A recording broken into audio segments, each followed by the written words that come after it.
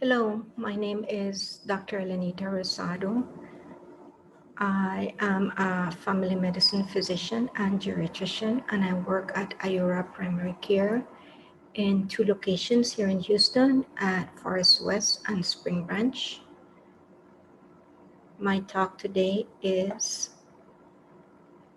mom being overmedicated? Caregiving is complex with different roles and activities needed to match the needs of the care of the family or friend. Common activities include healthcare decision support, care coordination or management, medical tasks, and nursing tasks. The nursing task usually includes medication management or supervision. For the well-coordinated health and social support of the older adult, it is important to ensure effective caregiving and interventions when needed. The objectives of today is to understand that as we get older, less medication is probably better as we age. Be able to recognize potential interactions of medications. Be able to discuss with the primary care provider or pharmacist in some instances any concern of medication side effect. And when is it time to de-prescribe? Adults 65 years and older are prescribed the highest proportion of medications relative to their younger counterparts. Drugs are the most common treatment for acute and chronic diseases. Drugs are also used to prevent many diseases and disorders experienced by older adults. Many of these drugs are important to maintain disease management. However, successful pharmacotherapy requires the correct medication at the correct dosage for the correct disease or condition for the correct patient. Unfortunately, achieving these goals is not as simple or easy.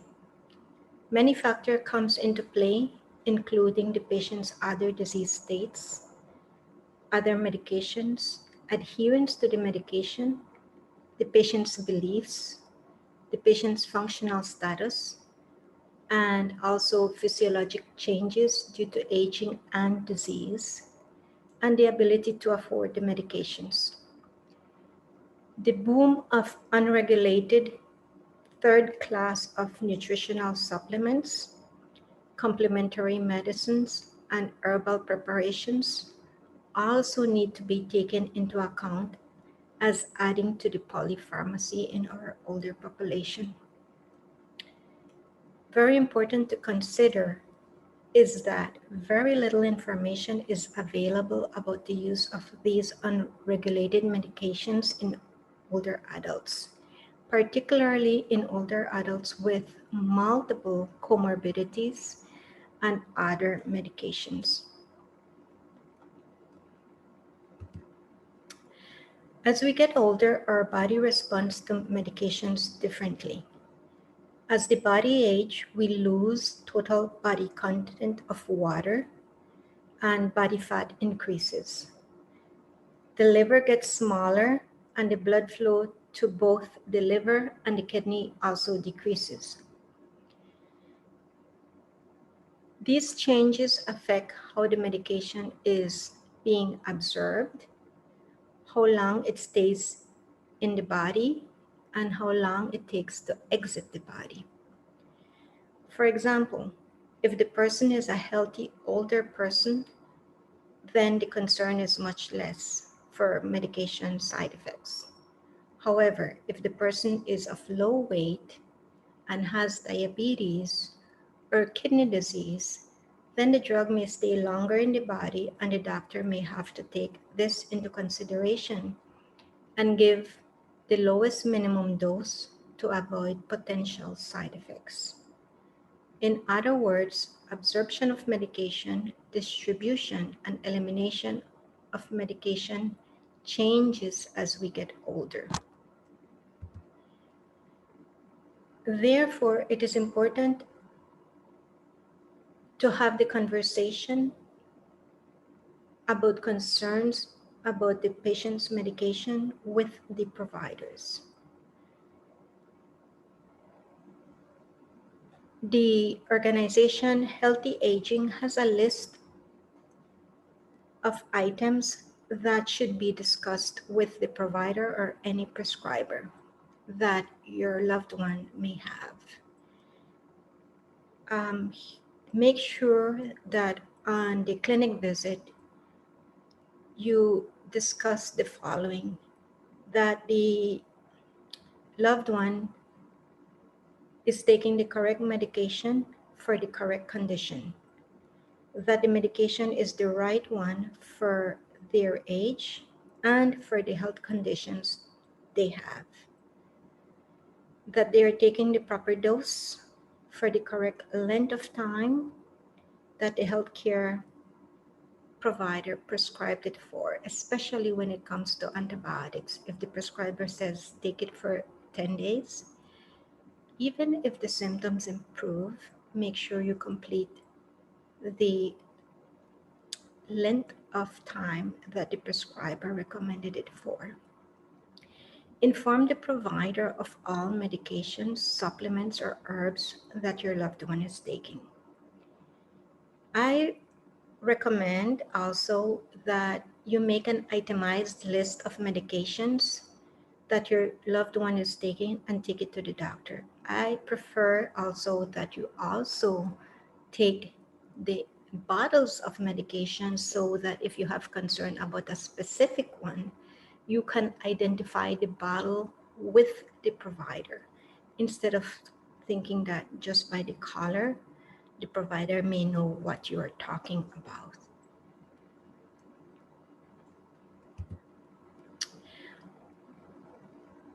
Older adults have multiple medical conditions. So a drug used to treat one condition may affect negatively another condition, which is why it is important for you to know the purpose that the medication is given for and how long your loved one will be taking the medication, and if it is working. What to ask the provider or pharmacist whenever there's a dose change or a new prescription is added is, what are the possible side effects that I should watch out for? When and how should the medication be given? And what should I do if my loved one skips a dose? For example, older adults with memory problems may have worsening symptoms caused by medicines used to treat other conditions.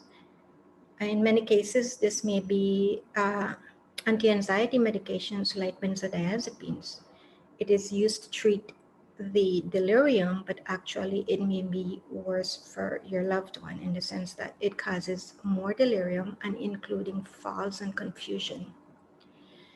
Because of this, it is important that all providers who prescribe medications for your loved one know about all the medical conditions that your loved one has.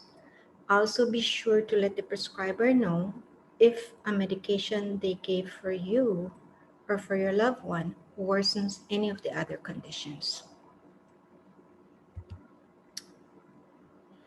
Important to know is, will the medication interact with other medications being taken?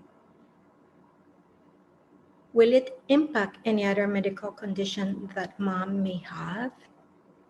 And is it possible that a generic drug or lower cost brand version of the same medication is available for your loved one?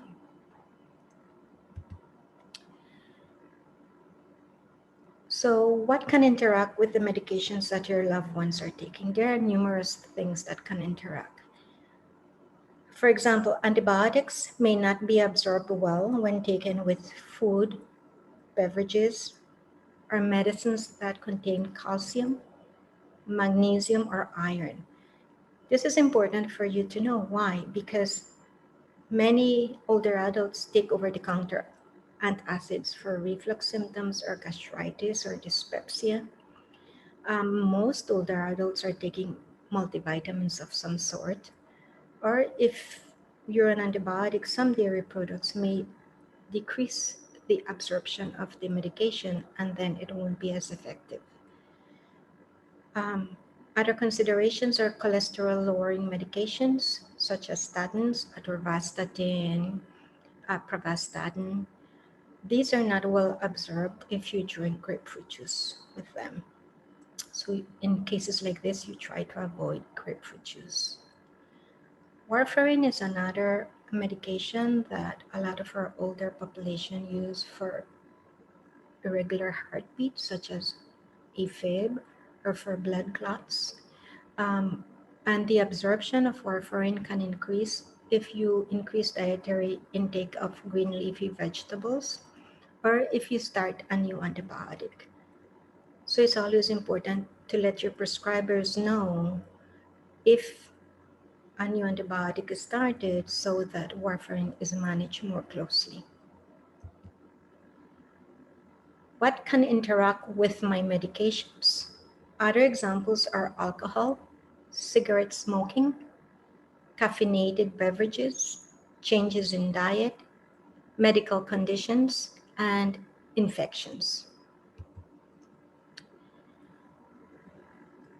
So polypharmacy is very important to manage as we get older. What is polypharmacy? Polypharmacy is when you are taking more than 5 medications. Another definition of polypharmacy is the use of more medications that is clinically indicated.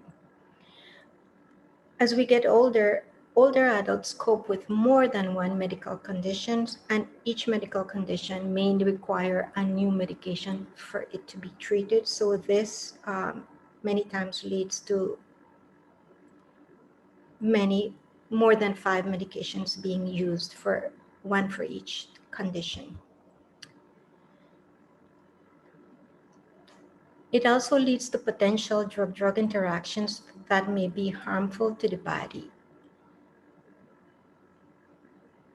Example, dizziness, falls, worsening memory, hypotension.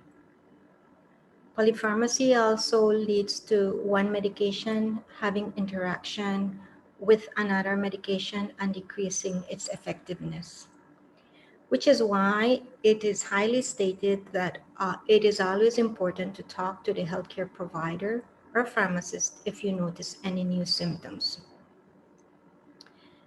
Polypharmacy also leads to a prescribing cascade, where a new symptom develops and may be treated as a new condition instead of a potential drug interaction between two medications. For example, if you take an over-the-counter Aleve regularly, such as Aleve or ibuprofen, and you don't tell your doctor, it may lead to a rebound headache or gastritis, and your doctor prescribes you a new medication, probably to treat chronic headaches. Or he may prescribe you long-term antacid because you're complaining of gastritis, but you didn't tell your doctor that your loved one is using Aleve or ibuprofen on a regular basis. And if you're started on a new antacids such as Protonix, omeprazole, long-term side effects of these is that it can lead to recurrent pneumonias, osteoporosis because it decreases the absorption of essential nutrients such as vitamin D and calcium, or chronic kidney disease. When really, if we look at all the medications and we discuss the reasons why you're taking it, probably just stopping the offending drug would have stopped the new symptoms that you presented. So this leads us to inappropriate medication prescribing. The American Geriatric Society in 2015 came up with the latest list of medications that are inappropriate for use in the older population.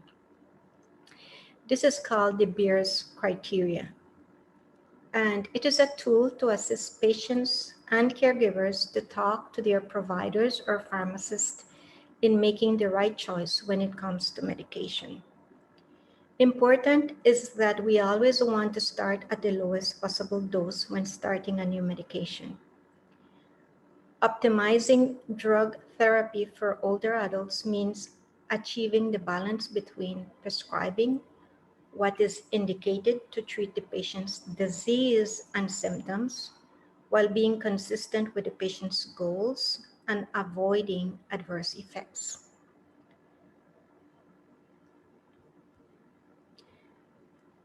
The term potentially inappropriate medication is often used when discussing prescribing in older adults.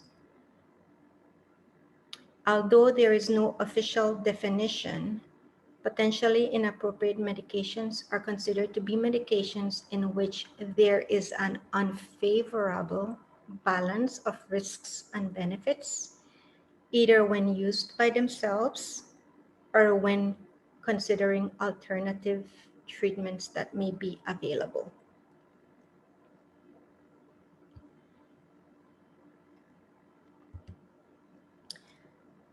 Here are some examples of inappropriate prescribing in the older population. The potential consequences of overprescribing include adverse drug events, drug-drug interactions, duplication of drug therapy, and decreased quality of life, non-adherence to medications, and unnecessary costs. Medications frequently deemed unnecessary based on lack of indication, lack of efficacy, or therapeutic duplication are often from the same medication classes and are those considered inappropriate or overprescribed. The likelihood of drug-drug interactions increases as the number of medications a patient is taking increases. The most common adverse events are neuropsychological, primarily delirium. As you can see in this table, the examples are benzodiazepines, and examples of benzodiazepines are alprazolam, clonazepam, some antiparkinsonian drugs, opioids such as hydrocodone, and antipsychotics such as seroquel or risperidone, which brings common side effects that could be more confusion, dizziness, falls, worsening cognitive function, and many times these medications are really used to control delirium, sleep disorders, or agitation. Other considerations when it comes to adverse side effects we see often is medications that are used to control blood pressure. As we get older, we may require less of the dose that we were taking when we were stronger and younger. And so many times, older populations end up in the ER due to hypotension caused by their blood pressure medication. And many of these medications also lead to acute kidney injury. As per the table, antispasmodic is another set of drugs that could be potentially inappropriate as we get older. And one of these is oxybutynin, which is very commonly used for urinary incontinence. Detrol LA, antispasmodics such as dicyclomine, which is used for abdominal spasm, and scopolamine, which many patients use whenever they have nausea and dizziness and they are going on a cruise ship for motion sickness. These medications have potential side effects of dry mouth, worsening cognitive function, increased risk of falls, And so here is where we will consider the risk versus the benefit of giving these prescription medications. Important to know is that many of the antispasmodics, such as oxybutynin, blocks the effect of donepezil if you're taking this. Risk factors also associated with polypharmacy is that drug-drug interactions may occur with the use of multiple medications, especially in patients who receive care from multiple prescribers. In other words, you have a primary care physician, but for the heart, you go see a cardiologist. For the urinary incontinence, you see a urologist. And these physicians are not communicating with each other, and they're prescribing for a specific condition. And therefore, they're not reviewing drug-drug interactions and potential side effect.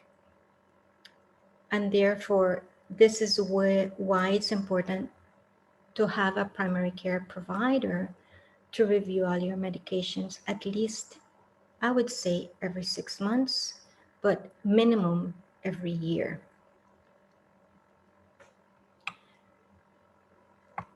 Overprescribing can be prevented, like I said, by reviewing a patient's medication on a regular basis. And each time a new medication is started or a dosage is changed, it is important to have your medications reviewed. A medication review or medication reconciliation should be done at each transition of care to ensure that appropriate medications and doses are being continued and that unnecessary ones are discontinued. And the reason for this with the transition of care is that if you are hospitalized, they give you some medications that are only appropriate while being hospitalized for the acute condition. And when you transition and go to a rehab facility, that may not be necessary. When you move from a rehab facility back to home and your acute condition has been resolved, probably they have a list of other medications that are unnecessary and can be discontinued to avoid potential drug interactions and complications. Therefore, the importance of maintaining accurate records of all medications taken by the patient cannot be overemphasized here. So when is it okay to de-prescribe? That means that, do I still need to take all these medications? Overprescribing can be prevented by reviewing a patient's medication on a regular basis and each time a new medication is started or a dosage is changed, like I previously mentioned. A medication review or medication reconciliation should be done at each transition of care to ensure that appropriate medications and doses are continued and unnecessary ones discontinued. I'm overemphasizing this because this is important.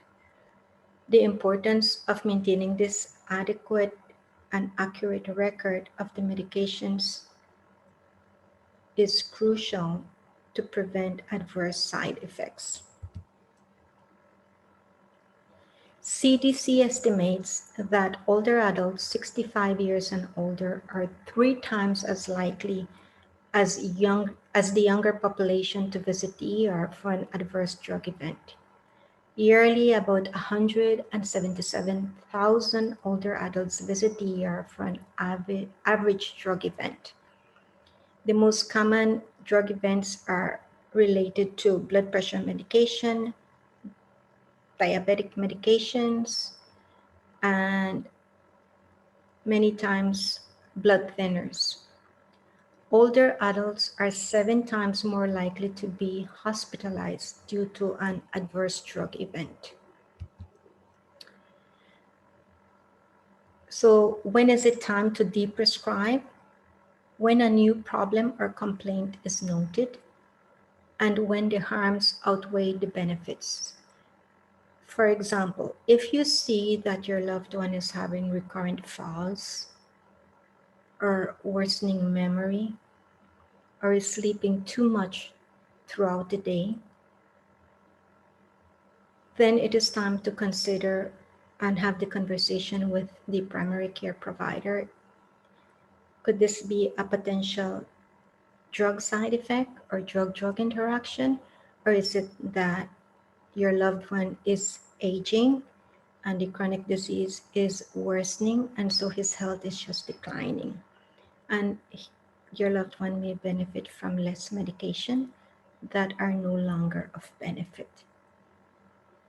Also, if your loved one is having trouble swallowing, this is where you have the conversation also that what probably medications can be discontinued or can potentially be crushed and still be effective. Common medications that we can consider and have a discussion of is the risk outweighing the benefits are cholesterol lowering medications, the baby aspirin, blood thinners, and blood pressure medication, and including diabetic medications, especially if the patient is having hypotension or low blood sugars or having easy bruising and bleeding, such as severe bleeding from the gastric tract or from brushing his teeth or her gums are bleeding too easily. Apologize for that. Other medications to consider are medications used for urinary incontinence, such as oxybutynin. Probably when your loved one was younger, this was helping to control urgency and running to the restroom, but probably now your loved one is bedridden, using only protective undergarment and unable to get out of bed to use the toilet. At this time, the conversation can be that probably he or she no longer needs the incontinence medication, and potential of reducing the side effects such as dry mouth and decreased cognitive function is beneficial for the patient. Another time to consider de-prescribing is when your loved one is not taking the prescribed medication as directed, and after having the discussion with the provider and weighing the risk and benefit, we figure out that that not taking the medication is not going to be critical to affecting the health of the patient, and therefore at this time we may de-prescribe. Sometimes medication is given for a particular reason which has resolved. In many cases, I see this with gastritis. Sometimes we just need a short course of treatment, dietary modification, and if the symptoms are well controlled, we can discontinue the antacid or the PPI, which is like pantoprazole, omeprazole, or Pepcid. And one of the other main reasons why medications can be prescribed is when our loved ones have been diagnosed with a terminal condition where there's no way to reverse it, let's say in advanced dementia, where they're no longer able to swallow well, they're mostly bedridden, requiring assistance with all their activities, and the medication won't help prolong their life. This is when a conversation can be had with the provider so that medications are also discontinued.